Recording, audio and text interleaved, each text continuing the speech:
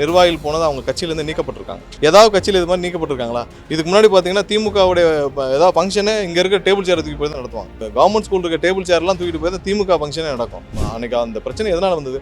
நாங்கள் போய் வைகை அணையை தூர்வாரோம். ஆளுநர் எப்படி தூர்வார முடியும்? ஆளுநர் போய் நீங்கள் தூர்வாருங்கன்னு உத்தரவு போட முடியுமா? இல்லை ஒரு கான்ட்ராக்டருக்கு போய் நீங்கள் தூர்வாரி அள்ளி போடுங்கன்னு சொல்ல முடியுமா? இல்லை ஒரு ஃபண்டை ஒதுக்க முடியுமா? எதுவுமே பண்ண முடியாது. இன்னைக்கு முதல்வராக இருக்கும் பொழுதே அவரை கரூருக்கு செல்ல விடாமல் என்ன செய்யணுமோ அதை அவங்க உடனே செய்கிறாங்க. நாங்கள் அப்போ முதல்வராக இல்லாத பொழுது போன வருஷம் எப்படி இருந்துக்கும் நீங்கள் யோசிச்சு பாருங்க. இவ்வளோ தூரம் இருக்கிறவங்களுக்கே கரூருக்கு முதல்வர் போகிறனால என்ன பிரச்சனை, என்ன பயம்?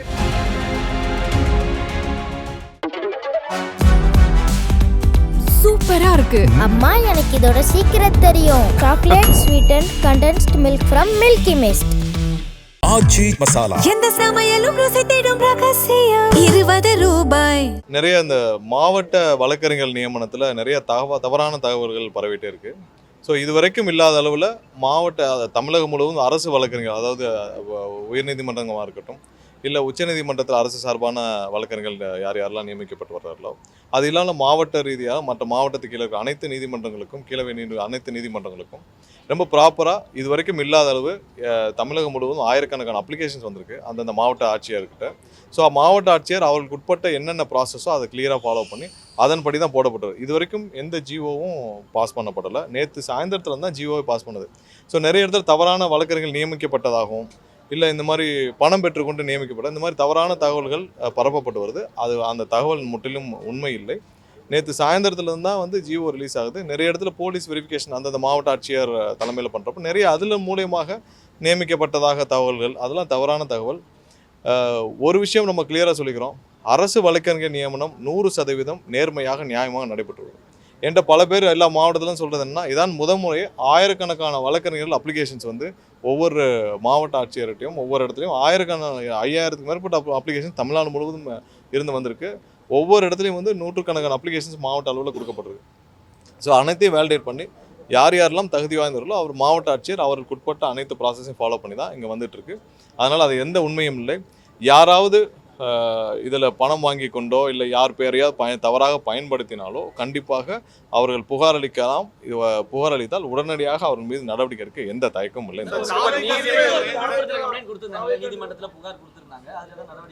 இல்லை யாராவது அவங்க பணம் பெற்றார்கள் இல்லை யார் பேரையாவது பயன்படுத்தினார்கள். 2 நாளுக்கு முன்னாடி கூட என்னுடைய பேரை பயன்படுத்தி சோலாரில் யாரோ ஒரு நபர் இது தவறாக பயன்படுத்தி வசூலில் ஈடுபடுறான்னு வந்துச்சு. உடனடியாக நாங்களே கம்ப்ளைண்ட் கொடுத்து 2 நாட்களுக்கு முன்னால் அவர் கைது செய்யப்பட்டார். ஒரு நபர் கைது செய்யப்பட்டு அவர் ஆல்ரெடி கஸ்டடியில் இருக்கிறார்.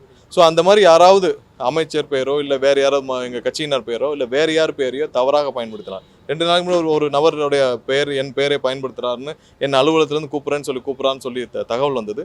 உடனடியாக நானே கம்ப்ளைண்ட் கொடுத்து அந்த நபர் கைது செய்யப்பட்டு விட்டார். 2 நாள் ஆச்சு. அது மாதிரி யாரெல்லாம் இதில் தவறாக நடந்துக்கிறாங்களோ இல்லை யார் பேரை தவறாக பயன்படுத்துகிறாங்களோ உடனடியாக புகார் அளித்தால் 100% வெளிப்படைப்பாக தான். ஸோ இதற்கான விளக்கத்தை கொடுப்பேன்னு நினச்சோம்.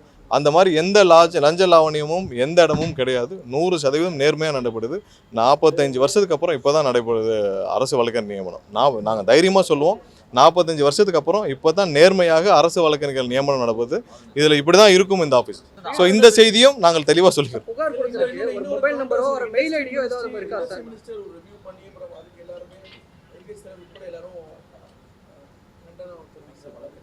எந்த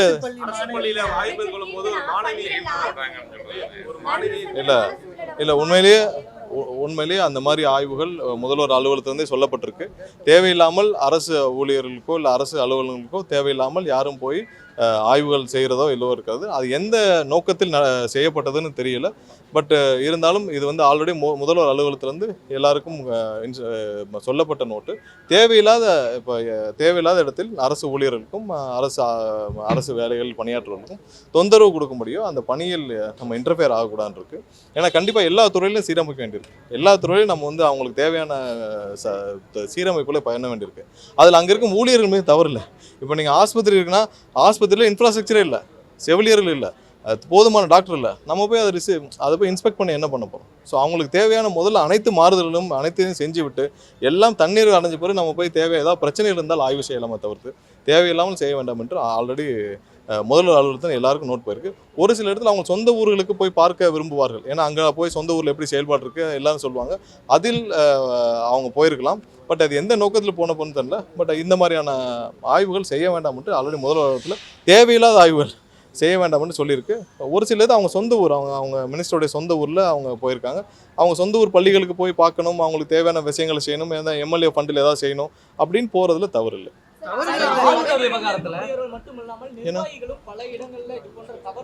இல்லை அதெல்லாம் இங்கே பாருங்க, ஒரு சில இடத்துல நிர்வாகிகள் போனது அவங்க கட்சியிலேருந்து நீக்கப்பட்டிருக்காங்க. ஏதாவது கட்சியில் இது மாதிரி நீக்கப்பட்டிருக்காங்களா? இதுக்கு முன்னாடி பார்த்தீங்கன்னா திமுகவுடைய ஏதாவது ஃபங்க்ஷனே இங்கே இருக்க டேபிள் சேர் தூக்கி போய் தான் நடத்துவாங்க. கவர்மெண்ட் ஸ்கூல் இருக்க டேபிள் சேர்லாம் தூக்கிட்டு போய் தான் திமுக ஃபங்க்ஷனே நடக்கும். அப்படிலாம் இங்கே கிடையாது. யாராவது தவறு செஞ்சதில் உடனடியாக அவர் மீது நடவடிக்கை எடுக்கப்பட்டு வருது. போன வாரம் யாரோ ஒரு நபர் அந்த மாதிரி கட்சி நிர்வாகி போயிருந்தாங்க, அவங்களே கட்சியிலேருந்து நீக்கப்பட்டிருக்கு.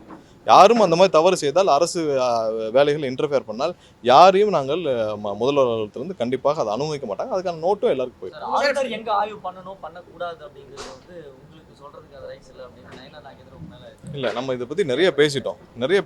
நம்ம வந்து இது தெளிவாக சொல்லிட்டோம்.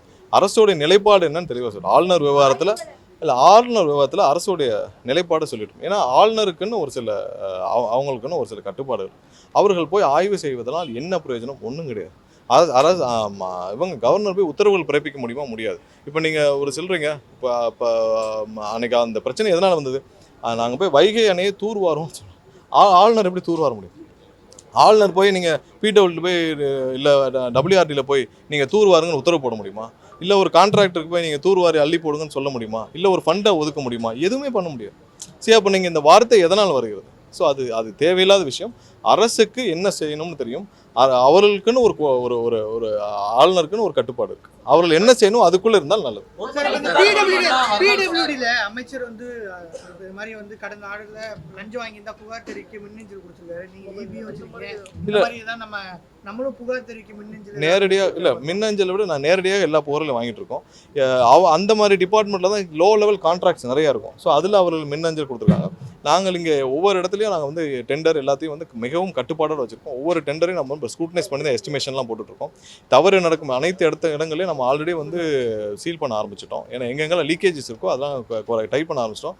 புகார்கள் நேரடியாக இப்போ என்னிடமே வந்து தினமும் நூற்றுக்கணக்கான புகார்கள் வருது. ஸோ அதில் எதெல்லாம் வேலிட் இருக்கோ அதன் மீது உடனடியாக நடவடிக்கை எடுக்கப்படுது. அதெல்லாம் வந்து நிறைய டெண்டர்களில் முறைகேடுகளில் உடனடி அங்கே அலுவலகத்துலேருந்து டிஎன்இபிலேருந்தே புகார் தரப்பட்டு வழக்குகளும் பதிவு செய்யப்பட்டு வந்துட்டு இருக்கு. ஸோ அதெல்லாம் ஸ்ட்ரீம்லைன் பண்ணுற வேலை எல்லா துறையிலும் எந்தெந்த துறைகளில் கீழ் லெவலில் நிறைய மைக்ரோ டெண்டர்ஸ் இருக்கோ அவங்கெல்லாம் வந்து மின்னஞ்சல் கொடுத்துருக்காங்க. மற்ற இடத்துல நேரடியாக வந்து கொடுக்கலாம். இல்லை திமுக அதாவது முதல்வர் வந்து ஒவ்வொரு இடத்துலையும் இன்னமும் அவரை கரூருக்குள் செல்ல விடாமல் என்ன செய்யணுமோ திமுக அதை செஞ்சுட்டு இருக்கு. ஒரு முதல்வர் கரூருக்கு இப்போ உங்களுக்கு புரியுதுல, இன்னைக்கு முதல்வராக இருக்கும் பொழுதே அவரை கரூருக்கு செல்ல விடாமல் என்ன செய்யணுமோ அதை அவங்க உடனே செய்கிறாங்க. நாங்கள் அப்போ முதல்வராக இல்லாத பொழுது போன வருஷம் எப்படி இருந்துக்கும் நீங்கள் யோசிச்சு பாருங்கள். நாங்கள் ஒரு இடத்துல கரூருக்கு அந்த ஒரு மாதமும் நான் திரும்ப அதை ஏன் ஐட்டேட் பண்ணுறேன்னா, அந்த ஒரு மாதத்தில் பல முயற்சிகள் செஞ்சோம். சரி இன்னைக்கு போகலாம்னு சொன்னால் நாங்கள் ஒரு இடத்தை தேர்வு செய்து சொல்லுவோம். அவங்க இந்த இடத்தை தரமாட்டோம்னு அந்த ஓனரை மிரட்டி இந்த இடம் கூடாது நாங்கள் சொல்கிற இடத்துல பண்ணோம். அவங்க சொல்கிற இடத்துல 100% பாதுகாப்பு. ஒரே நேரத்தில் 1,00,000 பேர் கூடக்கூடிய இடம் 100% பாதுகாப்பு இல்லாது. ஏன் அந்த இடத்த ரெஃபர் பண்ணுறீங்கன்னு கேட்டால் பதில் இருக்காது. ஸோ இது மாதிரி ஒரு மாதம் காத்திருந்து ஒரு மாதத்துக்கு அப்புறம் தான் சென்னையில் வந்து சந்திக்கிற ஏற்பாடே செஞ்சோம். ஆனால் எல்லா முயற்சிகளும் செஞ்சோம். ஸோ திடீர்னு போய் ஒரு 4 வீட்டுக்காவது போயிடலாமா அப்படின்னு பார்த்தாலும் முழுமையாக முதல்வருடைய வீடு அலுவலகம் போலீஸாரால் அந்த டைமில் கண்காணிக்கப்பட்டுச்சு. போன வருஷம் எந்த இடத்துலையும் எப்போவுமே முதல்வரோட ஒரு ஸ்டைல் என்னன்னா திடீர்னு போய் நைட்டில் போய் எல்லா வீட்லேயும் சந்திச்சுட்டு வருவார். ஏன்னா அந்த தூத்துக்குடி துப்பாக்கி சூடா அப்பயும் அப்படி தான், புதுக்கோட்டையில் அந்த ஒரு லாக்அப் டெத்துலேயும் அப்படி தான், எல்லா இடத்துலையும் திடீர்னு போய் அந்த மாதிரியான முயற்சிகளும் இப்போ நடந்தது. ஸோ அதற்கும் ஆனால் முழு அளவில் முதல்வருடைய வீடும் அலுவலகம் அனைத்தும் கண்காணிப்பில் இருந்த காலத்தில் எந்த முயற்சி எடுக்க முடியல.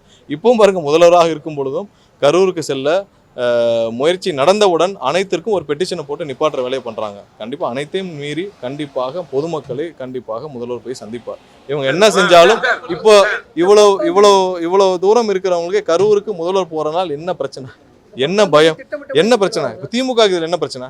நீங்கள் அரசாக இருந்தீங்க விட்டுருங்க, இப்போ திமுக கட்சியாக உங்களுக்கு என்ன பிரச்சனை? முதல்வர் வந்து கரூருக்கு போவதனால் திமுகவிற்கும் கட்சியினருக்கு என்ன பிரச்சனை, உடனடியாக பெட்டிஷன் ஃபைல் பண்ணுற அளவுக்கு என்ன பிரச்சனை? இது மாதிரி ஊழல் வழக்கில் போய் முன்ன இருந்த எல்லா ஊழல் வழக்குலையும் ஃபைல் பண்ணீங்களா? எல்லாத்துலேயும் போய் அப்பீல் தானே போனீங்க. ஊழல் வழக்கை விசாரிக்கக்கூடாதுன்னு தானே அப்பீல் போனீங்க. இதில் என்ன இவ்வளோ அவசர பெட்டிஷன்? எல்லாத்தையும் தாண்டி முதல்ல கண்டிப்பாக சந்திப்போம். இல்லை நான் நிறைய அது முதல்வருடைய முடிவு, முதல்வர் நிறைய யோசிச்சுட்டு இருக்காங்க. கண்டிப்பாக நாங்கள் இப்போவும் சொல்கிறோம், அது எங்களுடைய வாழ்நாள் துயரம். கரூர் சம்பவம் எங்கள் அனைவருக்கும் ஒரு வாழ்நாள் துயரம். நாங்கள் எப்போனாலும் வாரத்துக்கு ஒரு 2 நாளாவது அந்த சம்பவத்தை நினைக்காத நாட்கள் இல்லை. எங்களுடைய வாழ்நாள் துயரம். அது நாங்கள் கண்டிப்பாக மறக்க மாட்டோம். அந்த 41 குடும்பங்களையும் மறக்க மாட்டோம். இது வரைக்கும் அதில் அடிபட்டாங்கல்ல, அந்த அடிபட்டு பாதிக்கப்பட்டவர்கள் நாங்கள் கட்சியிலேருந்து ஒரு நிதி கொடுக்க வேண்டும். அதையும் கொடுக்க விடாமல் உச்சநீதிமன்றத்தில் போட்டு பெட்டிஷன் போட்டு தடுத்து வைக்கிறோம். அவங்களுக்கும் நாங்கள் இன்ஃபர்மேஷன் சொல்லியிருக்கோம். அவருக்கு நிதி நாங்கள் 2 லட்ச ரூபா நிதி கொடுக்குறதா இருந்தோம். அந்த நிதியும் கொடுக்க விடாமல் இதுவரைக்கும் தடுத்து வச்சிருக்காங்க திமுகவினர். அதையும் கொடுக்கறதுக்கான ஏற்பாடுகள் அதை உச்சநீதிமன்றம் வாயிலாக கொடுத்து முடிச்சுட்டு பண்ணணும்னு பார்த்துருக்கோம். மற்றவங்களாம் முதல்ல கொடுத்துருவோம், இல்லாட்டி அதையும் நிறுத்தியிருப்பாங்க. ஸோ அதையும் கொடுக்குறாங்க. கண்டிப்பாக இது எங்களுடைய வாழ்நாள் துயரம். அதில் இந்த வேலை இதை விட நாங்கள் அவரோட கண்டிப்பாக இருக்கோம்.